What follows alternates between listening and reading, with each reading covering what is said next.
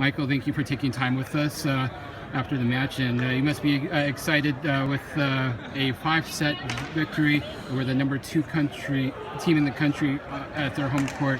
What are your initial impressions of the match as you saw it? Well, it was like you said, it was interesting perspective coming on not being able to suit up tonight, but it was unbelievable to watch. You know, we look as to what we can accomplish as a team and what we can do in order to make strides in this conference right now after a somewhat rocky start.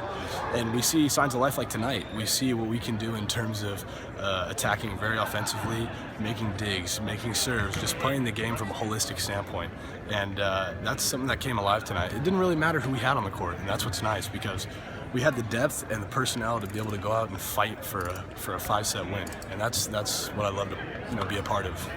On the bench, what were you trying to do with to support your teammates? Well, I'm here to watch anything. I know the game plan as well as anyone, and I'm here to watch if anyone needs anything. So as a fellow setter, I'm looking at Dante and trying to chirp in little things if I see anything, because Donnie may have set tonight, but myself, Logan, Zodovich, and Donnie are all a team of setters that are doing whatever we can to contribute to help a win. And so tonight, get enthusiastic, get excited, execute the game plan, and I just hope to facilitate that. Not only are you injured, but Tamir's injured and Reed got injured during the game.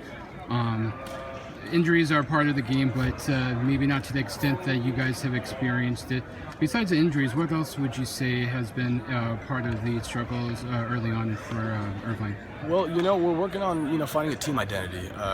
It is tough when you have certain team members go down because you think one thing's working, you think one thing is a fixing scheme that is something that you've known in the past, and then something happens and you adapt. And so what we've had to do is find the right ways to adapt. So a night like tonight, we have adaptations that actually take advantage, take force.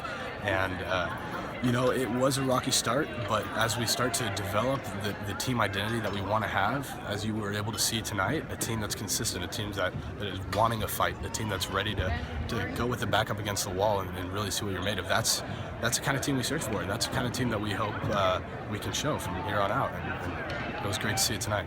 Do you also think early on the struggles were also due in part to not having Lacovera and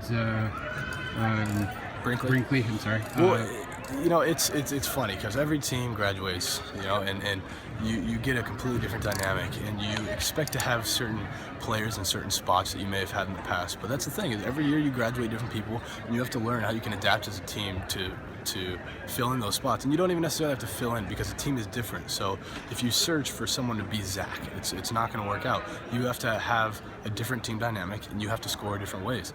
And so it took a little adapting to not have Zach and Brinkley, but we have strengths that we didn't have last year. And I think that's what we really need to focus on. We need to capitalize on those. And I'd love to see it tonight, and we did, so it was great.